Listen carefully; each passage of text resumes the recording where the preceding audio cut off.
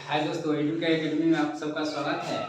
और आज बायोलॉजी का तीसरा वीडियो लेकर आ रहे हैं। इससे पहले 2 वीडियो बता चुके हैं और 2 वीडियो नहीं देखे हैं तो पहले जाकर वो वीडियो देखिए, अन्यथा यह वीडियो समझ में उतना नहीं आएगा। ठीक है, तो इससे पहले हम चर्चा कर चुके हैं प्रकाश संश्लेषण के बारे में। प्रकाश संश्लेषण के लिए क्लोरोफिल क्यों आवश्यक होती है, प्रकाश संश्लेषण के लिए CO2 क्यों आवश्यक होती है, इसको प्रमाणित करके बता चुके हैं। और इससे 5 नंबर का क्वेश्चन पूछता है। आगे हम आ रहे हैं तो नेक्स्ट जानना है हमको अमीबा के बारे में। अमीबा के बारे में जानना है तो अमीबा के बारे में, अमीबा एक कोशिकीय जीव है और एक कोशिकीय जीव है अमीबा। एक कोशिकीय जीव होता क्या है, अब इसको जानना जरूरी है। तो वैसा जीव जिसके शरीर में एक ही कोशिकाओं का बना होता है, जिसका शरीर केवल एक कोशिकाओं का बना होता है, वह एक कोशिकीय जीव कहलाता है। तो अमीबा जो है वह एक सरल प्राणी समकोषी जीव है और वह एक ही कोशिकाओं का जीव है। कितना? एक ही कोशिकाओं का। अमीबा एक कोशिकीय जीव और सरल प्राणी समकोषी जीव है। एक कोशिका का होता है अमीबा, एक कोशिका का होता है। और इसका आकार जो होता है, अमीबा का आकार अनिश्चित होता है। अनिश्चित होता क्या है, अमीबा अपना आकार बराबर बदलती है। जैसे देखिए ये अमीबा मान लीजिए, अभी कभी कभी कैसा आकार ले लेगा, किसी तरह का आकार लेगा, कोई पता नहीं है, क्योंकि कूटपाद के कारण ही इसका आकार बनते और बिगड़ते हैं। ठीक है, कूटपाद की तरह। और एक ही कोशिकाओं का ये बना होता है, इसलिए पूरा जितना कार्य यदि करना होगा वह पूरा एक ही कोशिकाओं इसका पूरा कार्य करेगी। जितना कार्य करना होगा एक ही कोशिकाओं करेगी। तो इसका आकार जो होता है कूटपादों के कारण बनते और बिगड़ते हैं। बता दिए, इसका आकार कूटपाद के कारण बनता और बिगड़ता रहता है। इसके शरीर में पोषण के लिए जो होता है कोई निश्चित मुख्य अंग नहीं होता है। इसका जो शरीर में होता है भोजन ग्रहण करने के कोई स्थान इसका निश्चित नहीं होता है, पोषण के लिए कोई स्थान निश्चित नहीं होता है। ये जिधर से चाहेगा, देखिए अमीबा मान लीजिए यहाँ पे भोजन है, क्या करेगा, ये अपने कूटपादों को फैलाएगा, ये फैलाकर इसको घेरेगा और अपना भोजन ग्रहण कर लेगा। कूटपाद को फैलाएगा, उसके चारों तरफ से घेर लेता है और घेरने के बाद उसे भोजन ग्रहण करता है अमीबा। ठीक है, ये अपना भोजन कूटपादों की सहायता से ग्रहण करते हैं। अमीबा में पोषण होता है अंतर्ग्रहण, अमीबा में पोषण अंतर्ग्रहण, पाचन तथा वहिष्करण प्रक्रिया के द्वारा होता है। अमीबा में जो भोजन की प्रक्रिया होता है वो अंतर्ग्रहण, वहिष्करण, पाचन प्रक्रियाओं के द्वारा होता है। और पूछता है क्वेश्चन ऑब्जेक्टिव कि अमीबा अपना भोजन किस तरह से ग्रहण करता है, तो कूटपादों की सहायता से ग्रहण करेगा भोजन। अपना भोजन अमीबा किस तरह से ग्रहण करता है, तो कूटपादों की सहायता से ग्रहण करता है। अमीबा कैसा जीव है, तो एक कोशिकीय जीव है। ऑब्जेक्टिव क्वेश्चन पूछेगा, फिर आपसे पूछेगा कि अमीबा का आकार कैसा होता है। तो अमीबा का आकार अनिश्चित होता है, इसका कोई फिक्स आकार नहीं होता है। ये अपना आकार हमेशा रेगुलर चेंज करते रहती है। ठीक है, और ये होता क्यों है रेगुलर चेंज, तो कूटपाद के कारण। कूटपाद के कारण ये अपना इसका आकार बनते और बिगड़ते रहते हैं। आगे हम लोग आएंगे पैरामीशियम के बारे में जानेंगे। तो पैरामीशियम देखिए, पैरामीशियम होता क्या है। तो पैरामीशियम सेम जैसा अमीबा एक कोशिकीय जीव है, वैसे ही पैरामीशियम भी एक कोशिकीय जीव है। लेकिन अमीबा का आकार अनिश्चित होता है, पैरामीशियम का आकार निश्चित होता है।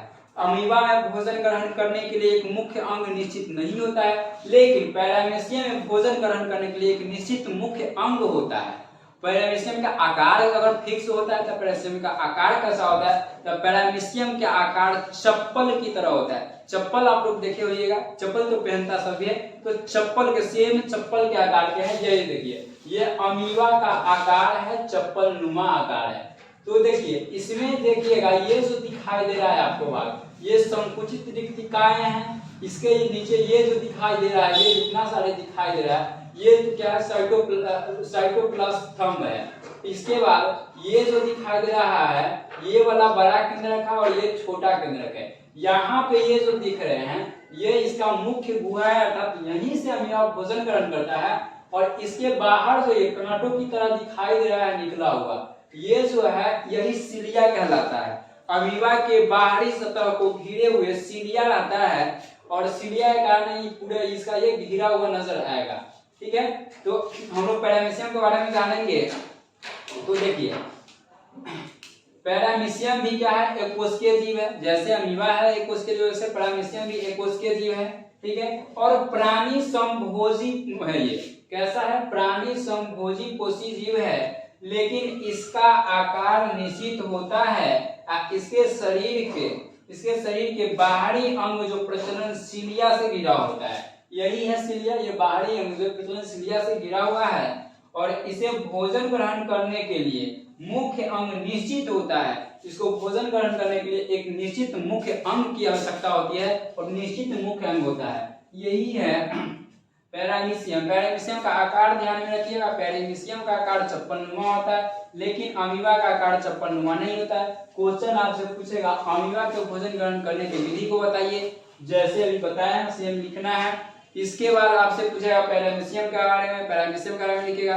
एक और यहाँ से क्वेश्चन क्रिएट हो जाता है कि पूछेगा आपसे कि अमीबा और पैरामीशियम में अंतर स्पष्ट कीजिए। तो अंतर स्पष्ट करेंगे, अमीबा भी एक कोशिकीय जीव है, पैरामीशियम भी एक कोशिकीय जीव है। अमीबा को भोजन ग्रहण करने के लिए एक निश्चित स्थान की आवश्यकता नहीं होती है, वो अपना भोजन किसी तरह से ग्रहण कर लेता है। लेकिन पैरामीशियम को भोजन ग्रहण करने के लिए एक निश्चित मुख्य अंग होता है।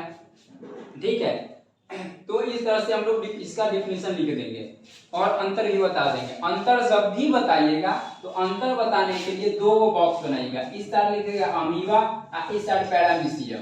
अमीबा और पैरामीशियम दोनों को अलग अलग ऐसे बताइएगा, अच्छा लगेगा, देखने में स्पष्ट, और एग्जामिनर चेक करेगा कॉपी, आपको तो अच्छी मार्क्स भी देगा।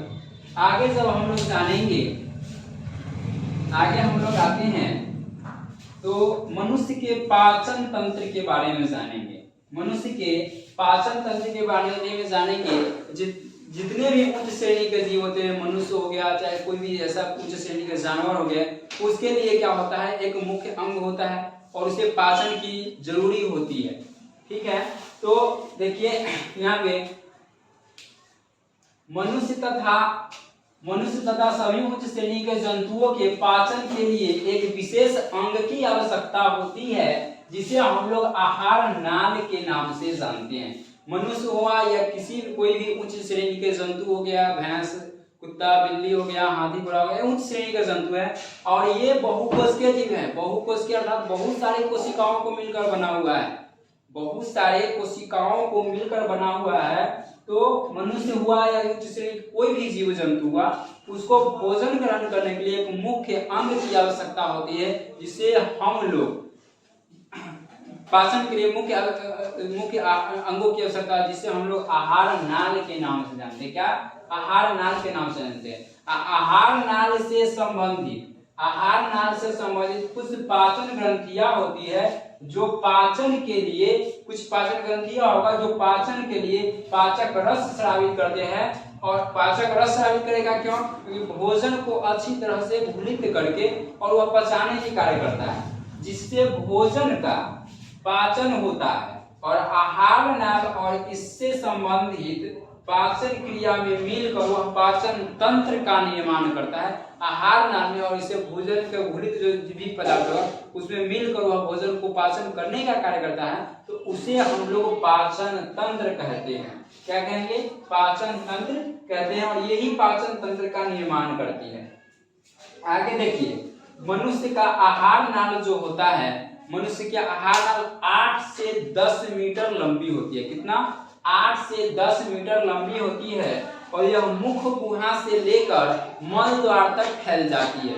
मनुष्य का आहार नाल जो है वह मुख गुहा से लेकर मल द्वार तक फैल जाती है। अब देखिए, मुख गुहा की बात हुई, जैसे आहार नाल के कई सारे मुख्य अंग होते हैं, जैसे मुख गुहा हो गया, जीव हो गया, दांत हो गया, इसके बाद आपको छोटी आंत हो गया, बड़ी आंत हो गया, इस सब के बारे में जानेंगे।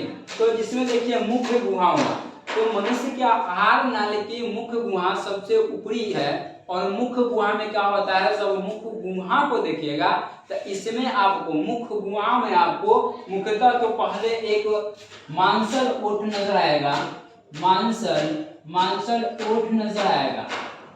ठीक है, मांसल ओठ नजर आता है, जो मुख्य गुहा से के द्वार होता है, मुख्य गुहा के द्वार आता है। मुख को देखिएगा तो खोलिएगा, सबसे पहले ओठ आता है, इसके बाद आइएगा तो दांत आएगा, दांत आता है। दांतों का कार्य क्या होता है?